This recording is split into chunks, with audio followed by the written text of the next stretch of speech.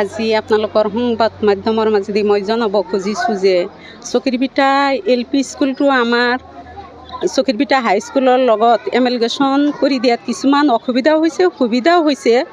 আমি যিটো ল'ৰা ছোৱালীক লৈ আশা কৰিছিলোঁ যে দুটা স্কুল বা মৰিচা ME স্কুলো আমাৰ লগত এমেলগেশ্যন কৰি দিছে। তিনিটা স্কুল একেলগে আমি যদি ক্লাছ 1ৰ পৰা 10লৈকে আমি টিচাৰবিলাক যদি ক্লাছ কৰি যাব পাৰোঁ বা ভালকৈ ল'ৰা ছোৱালীক শিক্ষাদান কৰিব পাৰোঁ, তেনেহ'লে আমাৰ স্কুলটো বহুত উন্নত মানৰ শিক্ষাদান হ'ব।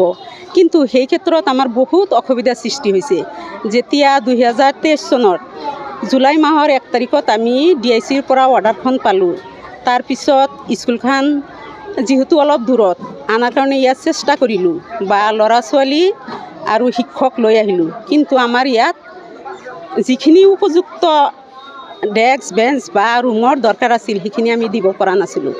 যাৰ কাৰণে তাৰ পৰা আমি পুৰণা ঘৰটো ভাঙি অনাৰ কাৰণে বা আমাৰ ADC ছাৰ জয়ন্ত বৰা ছাৰেও এই ক্ষেত্ৰত অলপ অৰ্ডাৰ এটা লিখি দিছিল, কিন্তু তাত কিছু সংখ্যক মানুহ আমাক বাধা দিছিল বা বহুত অপমানজনক ব্যৱহাৰ কৰিছিল, যাৰ ফলত আমি আনিব পৰা নাছিলোঁ। আমি ৰাইজৰ সহায় সহযোগিতাৰ ফলত আমি আজি ল'ৰা ছোৱালীক কিবা কৰি এটা গোহালি ঘৰৰ নিচিনাকৈ আমি ল'ৰা ছোৱালীক আমি ৰাখি শিক্ষাদান দি আছোঁ, পাঠদান কৰি আছোঁ।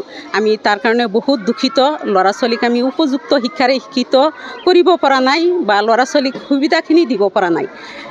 আপোনালোকৰ মাধ্যমৰ মাজেদি আমি ক'ব খোজোঁ স্কুলৰ তৰফৰ পৰা এইটোৰ ক্ষেত্ৰত যাতে শিক্ষা বিভাগৰ পৰা তদন্ত কৰি, আজি সেই স্কুলটো ভাঙি আছে শুনা পাইছোঁ, যিখিনি বস্তু আমি আনিব খুজিছিলোঁ, কিন্তু এইটোৰ আঁৰত বা কি হৈ আছে বা অলপ শিক্ষা বিভাগে যদি তদন্ত কৰে আমি এই ক্ষেত্ৰত সুখী হ'ম বুলি মই আশা কৰিছোঁ।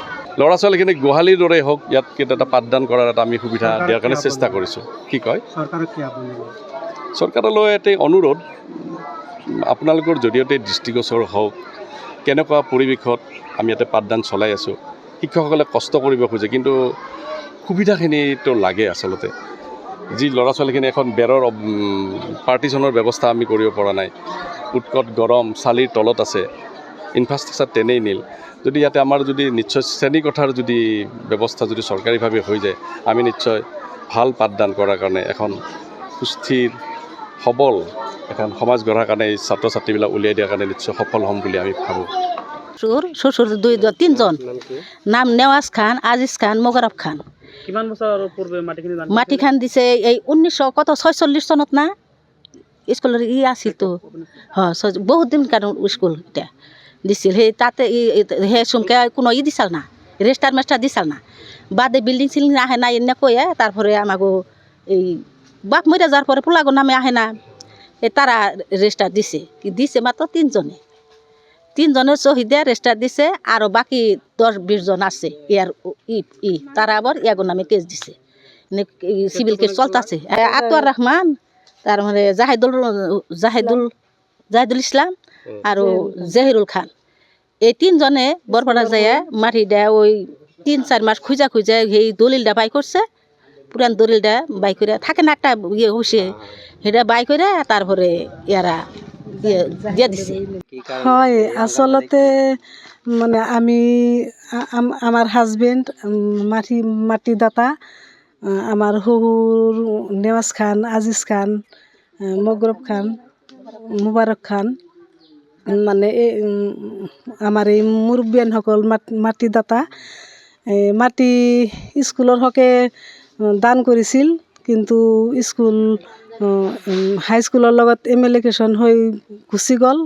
তাৰপিছত আমি মাটি দিয়াৰ পক্ষপাতি নাই, মানে আমাৰ মুৰব্বিয়ান সকলে মাটি দিয়াত কোনো পক্ষপাতি নাই।